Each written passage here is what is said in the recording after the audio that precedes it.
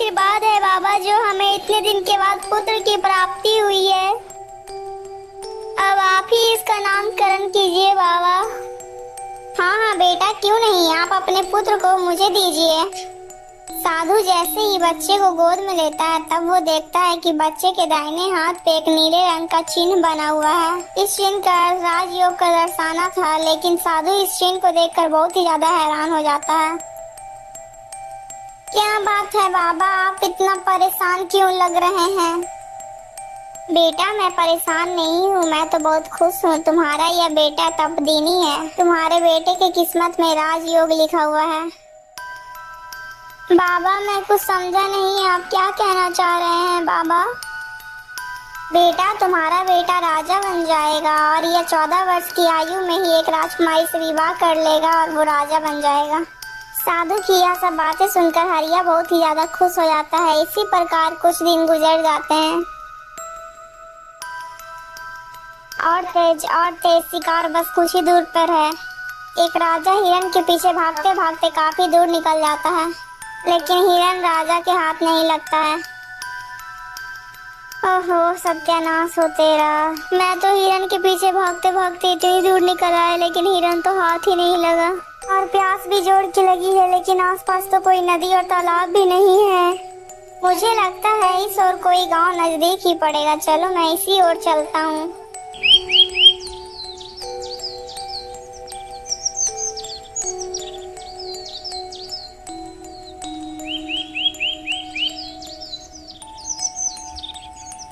राजा चलते चलते उसी गांव में पहुंच जाता है जहां पे वह बच्चा पैदा हुआ था और जिसका विवाह राजकुमारी से होना लिखा हुआ था। अरे बाबा सुनिए जरा, मुझे बहुत जोर की प्यास लगी है, कृपा कर आप मुझे थोड़ा पानी पिला दीजिए ना। हाँ हाँ बेटा, क्यों नहीं, तुम यहीं पर रुको, मैं अभी तुम्हारे लिए पानी लेकर आता हूँ। तभी वह बूढ़ा व्यक्ति अंदर जाता है, राजा को पानी का घड़ा लेकर दे देता है और वो राजा पानी भी पी लेता है। अरे बाबा, ये इतने सारे लोग इकट्ठा होकर कहाँ जा रहे हैं? अरे बेटा, ये सारे लोग हरिया के यहाँ जा रहे हैं। उसके घर एक तब्दीली पुत्र पैदा हुआ है, उसकी भविष्यवाणी साधु बाबा ने की है। लेकिन बाबा, साधु ने ऐसी क्या भविष्यवाणी कर दी है कि सारे लोग उसके पुत्र को देखने जा रहे हैं?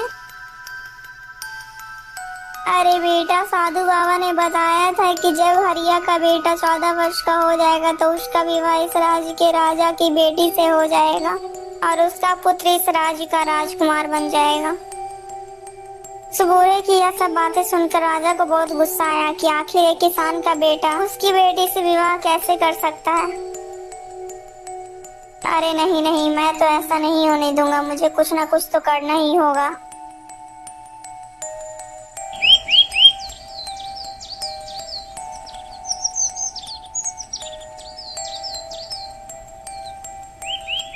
राजा दूसरे दिन अपना भेष बदलता है और किसान के घर में चल जाता है।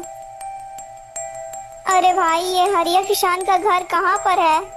अरे भाई सीधे चले जाओ, गांव के आखिर में जो घर मिलेगा वही हरिया किसान का घर है। इतना सुनकर राजा हरिया किसान के घर पहुंच जाता है। अरे हरिया भाई, जरा तुम बाहर आओ, मैं तुमसे मिलने आया हूँ। हाँ भाई बोलिए, आप कौन है और हमसे क्यों मिलना चाहते हैं? हरिया भाई, मैं सेठ करोड़ी मल हूँ, मैं हबीबपुरा गांव में रहता हूँ। मैंने सुना है आपका पुत्र बहुत किस्मत वाला है, उसके भाग में राजयोग है। हाँ भाई, आपने बिल्कुल ठीक सुना है। अरे हरिया भाई, मैं तुमसे कुछ कहना चाहता हूँ। हाँ हाँ जरूर, बोलिए बोलिए सेठ जी, आप हमसे क्या कहना चाहते हैं? अरे हरिया भाई, आप अपना बच्चा मुझे दे दो, मैं इसका देखभाल बहुत अच्छे से करूँगा, इसके बदले मैं आपको ढेर सारा धन दे दूँगा। लेकिन सेठ जी, मैं अपना बच्चा आपको नहीं दे सकती हूँ। अरे भाई जरा सोच लो, मैं आपके बच्चे को लेने आया हूँ तो इसका यहीं पर से भाग खुलेगा। अरे हरिया भाई, तुम एक मामूली से किसान हो, तुम इसका पालन पोषण अच्छे से नहीं कर पाओगे, इसीलिए यह बच्चा तुम मुझे दे दो। हाँ हाँ भगवान, सेठ जी बिल्कुल सही कह रहे हैं। हो सकता है इसमें ईश्वर की ही मर्जी हो, शायद हम अपना बच्चे का पालन पोषण अच्छे से नहीं कर पाए। सेठ जी क्या, हमारे बच्चे का पालन पोषण अच्छे से हो जाएगा। ठीक है सेठ जी, मैं अपने बच्चे को देने के लिए तैयार हूँ, लेकिन मैं एक शर्त पर दूंगी। यदि मेरा बच्चा 14 वर्ष का हो गया तो आप उसे मेरे घर पर छोड़ जाएंगे। हाँ हाँ ठीक है, 14 वर्ष के बाद मैं तुम्हारे बच्चे को वापस कर दूंगा। इतना कहकर राजा बच्चे को ले लेता है और वहां से चला जाता है।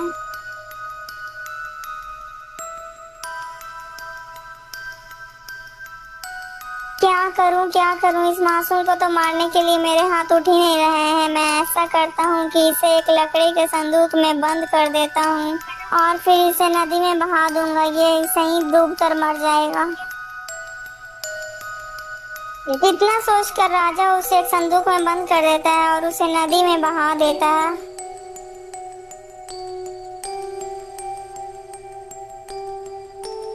दोस्तों, अगर आपको ये वीडियो अच्छी लगी तो प्लीज वीडियो को लाइक करके चैनल को सब्सक्राइब कर दीजिएगा। दोस्तों